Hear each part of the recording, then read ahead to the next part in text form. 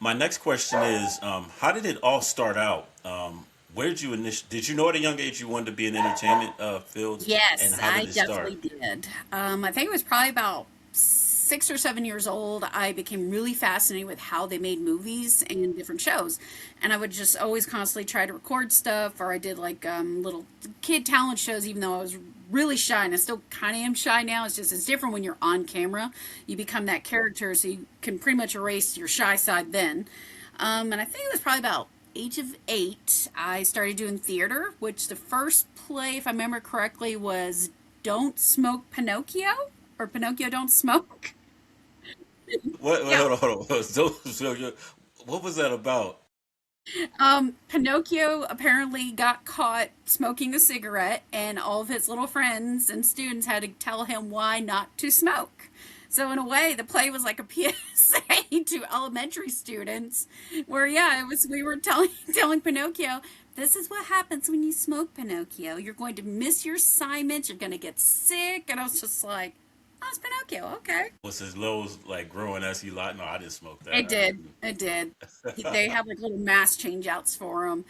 And I remember after that, I ended up doing more theater back like in, I think it was high school as well. In middle school, I even did on TV contests. There was a one called Bookorama. I still have the original VHS tape. I still have it, and it still works, where it showed us competing on TV about becoming a book character. And we had to tell our story to the audience from the perspective of the main character. And the one I did for that would have been from Chasing Redbird, and I played Zinni Taylor. So that was an interesting little twist there. I took fifth place for the county, and I remember I took second place for the middle school I was at. And then high school, I started jumping more plays, and then eventually, in my early 20s, I did community choirs and beauty pageants. Even though I'm a total nerd, it's different when we have all the makeup and hair stuff on. Yeah, yeah. I ended up doing more theater, and just for a while, when I was doing also background extra work, which I originally found that on Craigslist, which is not the greatest place anymore, but that's where I first found background work and reenactments. And I built my way up and took a little break from acting when I got sick for a while.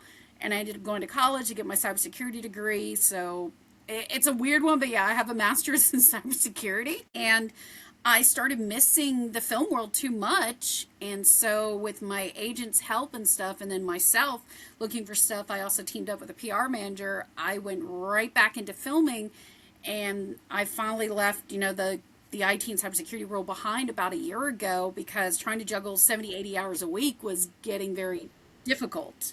Yeah, I can And imagine. you can do it, and trust me, a lot of people, I tell them your first year or two you may have to, because making that transition from a regular job and making sure you have steady income coming in, while you're trying to do those projects isn't easy.